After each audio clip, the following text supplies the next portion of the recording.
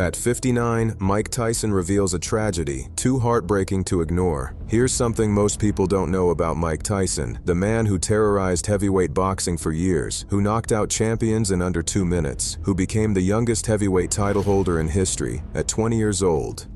Now sits in quiet rooms talking about grief that never leaves. At 59, Tyson has finally opened up about the loss that broke him in ways no opponent ever could. A tragedy so devastating, it rewired everything he thought he knew about strength, about fatherhood, about what it means to keep living when part of you dies. This isn't about boxing. This is about a pain that follows you into every sunrise, and the brutal honesty of a man who's done hiding from it. Before we get into this, hit that subscribe button. Stories like this deserve to be heard, and your support keeps them coming. But to understand the weight of what Tyson carries now, you have to go back, way back to Brooklyn in 1966, where a kid named Michael Tyson entered a world that didn't want him. His biological father vanished before Mike could form a single memory of him.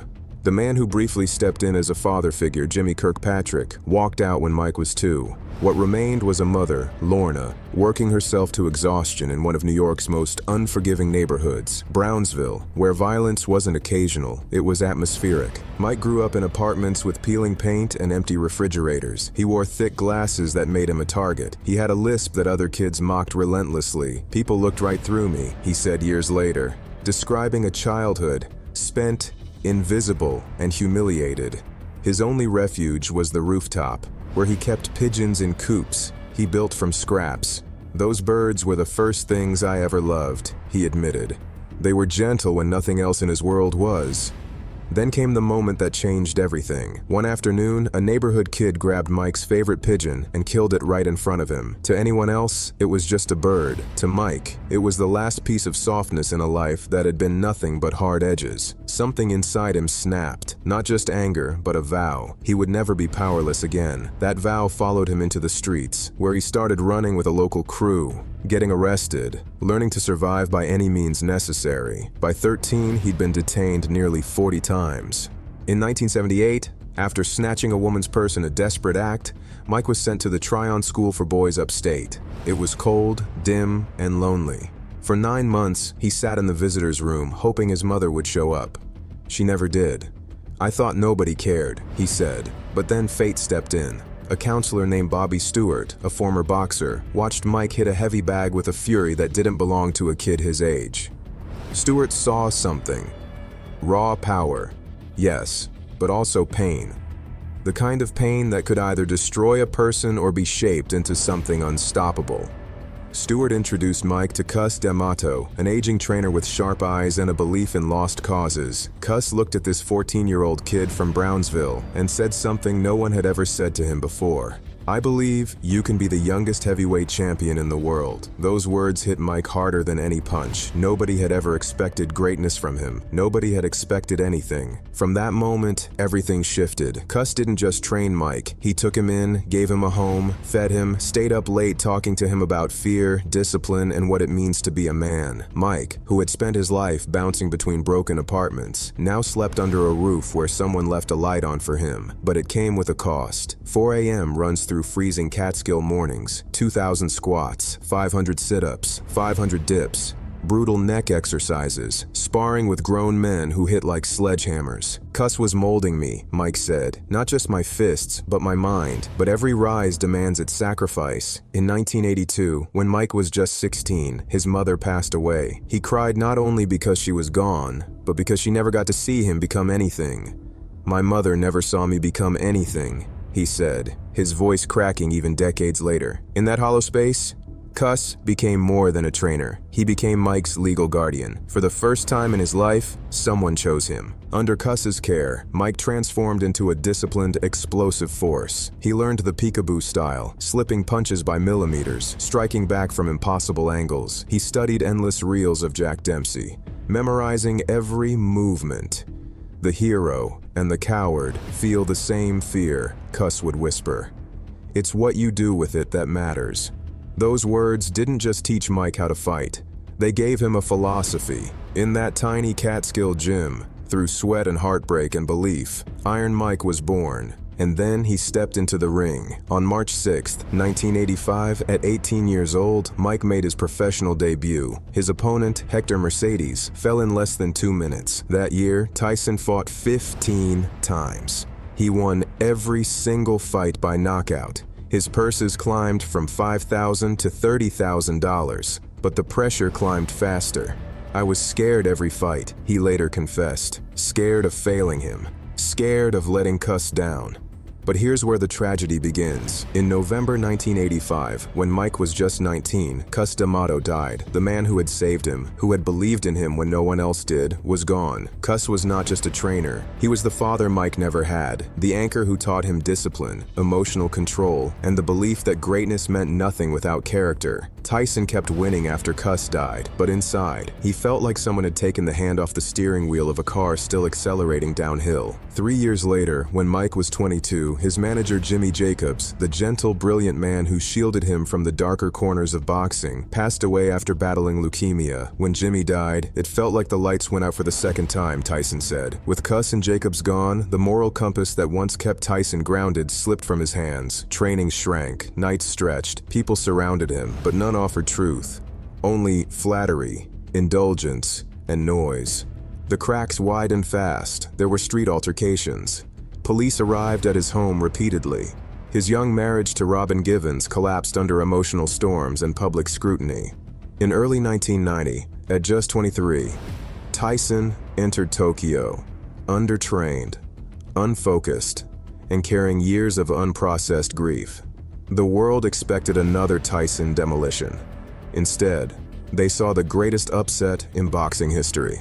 Buster Douglas, a 42-1 underdog, knocked Tyson out in round 10. It felt like a dream I couldn't wake up from, Tyson said. And it gets even messier. In 1992, at 25, Tyson faced a conviction that put him behind steel bars for 3 years. When the cell door slammed shut, he later said, "It sounded like my whole life closing." Inside prison walls, he confronted the versions of himself he had spent years avoiding. Anger without direction, success without purpose, fame without wisdom. He endured isolation, fights, and moments so dark he questioned whether he wanted to continue. "I was lost," he admitted. His 1995 return at 29 brought cheers, but the fight inside him was different. He reclaimed titles, but the victories felt hollow. And then came the bombshell. In 1997, during the Holyfield rematch, frustration erupted into an impulsive act that shocked the world. "I regret that moment deeply," he said years later. "Anger made the decision for me." The $3 million fine and year-long suspension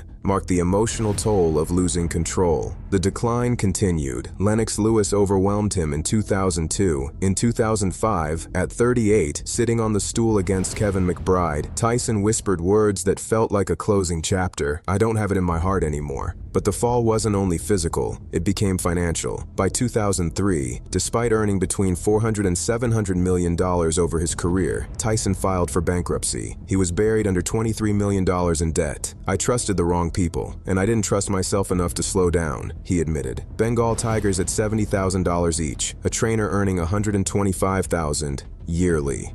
More than 100 luxury cars, a $2 million gold bathtub, diamond watches worth $630,000, massive entourages consuming money faster than fights earned it.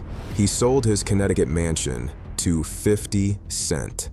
Some nights, he slept in small rented rooms or on friends' couches. This is where it all falls apart. At 40 years old, humbled and stripped of everything that once defined him, Tyson began to understand the simplest truth Cus had tried to teach him decades earlier. A man's worth isn't measured by belts or fame, but by who he becomes when the world stops cheering. "I realized I couldn't keep blaming life," he said. "I had to change." He turned inward. Therapy replaced chaos. Routine replaced recklessness. He returned to Cus's teachings. Not the uppercuts or footwork, but the principles. Discipline, honesty, humility. Cus always said, "A fighter's biggest battle is with himself," Mike reflected. "It took me a lifetime to understand that." And then came the moment that would redefine everything. In the early 2000s, when Tyson was trying to hold together the pieces of a life already battered by loss and exhaustion, he found comfort in a quiet connection with Sol Salcatul. Between 2003 and 2005, Sul entered his life as someone who saw the frightened, fractured man beneath the legend. Their relationship wasn't smooth. It was fragile, messy, stitched together by two people trying to build warmth in a world that kept turning cold. When their daughter Exodus was born in 2005, Tyson said he felt something he had never felt before. "She made me gentle. I didn't know I had that inside me." For a man who had spent his whole life fighting, love arrived in the smallest, softest form imaginable. Tyson, often unsure of how to be a partner, tried with all his heart to be a father. He held Exodus close, brushed her hair out of her face, kissed her forehead as if memorizing the shape of her future. "When she held my cheeks," he said, "I felt like someday I might be okay. Brace yourself for this one." May 26, 2009, became the kind of day that splits a life in two. It began as any ordinary morning, nothing unusual, nothing foreboding. And then, in a single instant, the unimaginable happened. Exodus, just 4 years old, became entangled in a treadmill cord inside the home, a silent, unfathomable accident unfolding in a matter of seconds. Miguel, her 7-year-old brother, was nearby but far too young to understand what he was witnessing. Saul rushed into the room and immediately realized the severity. Her instincts took over. With trembling resolve, she attempted CPR while calling for help, her voice fighting the kind of panic that only arrives when the whole world has shifted beneath your feet. Paramedics arrived within minutes. They did everything protocol demanded and rushed Exodus to the hospital, where the cold brightness of emergency lights replaced the warmth of home. Tyson was in Las Vegas when the call found him. He immediately boarded the first flight to Phoenix, moving through the airport as if the world around him had muted. "I just kept telling myself, get there, just get there," he recalled. The flight was not measured in miles, but in dread. When Tyson stepped into the hospital, reality hit with the force of a lifetime. There was no chaos, no shouting, only the heavy stillness that fills a room when a story has reached its cruel end. Doctors delivered the news, with the softness reserved for tragedies, without blame. Exodus was gone shortly after Tyson arrived. "Nothing prepares you for that," he said, his voice carrying the weight of a broken man. "No pain on earth goes deeper. It changes you permanently." What followed wasn't chaos, it was silence, an unbearable, suffocating silence. Tyson didn't lash out, he didn't blame Sul, he didn't blame the world. Instead, he collapsed inward, grieving with a weight no camera could ever capture. Sul withdrew completely, shielding Miguel and carrying a guilt no mother deserves to bear. In the days that followed, Tyson stayed close, not as a fighter, not as a celebrity, but as a father holding pieces of a life neither of them knew how to mend, though their romantic relationship could not survive the grief. The sorrow they shared remained sacred. In the years after, Tyson spoke of Exodus not with anger, but with reverence. "Her memory made me want to live better," he said. "Not harder, just better." This tragedy, his deepest loss, did not destroy him. Instead, it forced him to confront his past with humility, to choose gentleness over chaos, to finally understand the fragile responsibility of love. Exodus's short life left an imprint that reshaped him forever, teaching him that strength isn't measured in fists or fame, but in the courage to keep your heart open after it has been shattered beyond recognition. 2 weeks after Exodus's passing, Tyson married Lakeisha Spicer in a quiet Las Vegas chapel, not in celebration, but in solidarity, choosing to face the darkness as a pair rather than as two broken individuals. Lakeisha, known as Kiki, had entered his life before the tragedy. She didn't come with dramatic declarations. She entered like breath, like warmth returning to a house left cold too long. When their daughter Milan was born in 2008, Tyson held her as if she were both forgiveness and future incarnate. "It felt like I was holding a life I didn't think I'd ever earn," he recalled. And when Exodus's passing fractured every remaining certainty, Kiki didn't turn away from the devastation. She stepped closer. But love between two souls carrying decades of scars was never easy. Those early years were raw, uneven, edged with fear. Tyson battled nerve pain, emotional spirals, and the haunting belief that he was destined to lose every family he tried to build.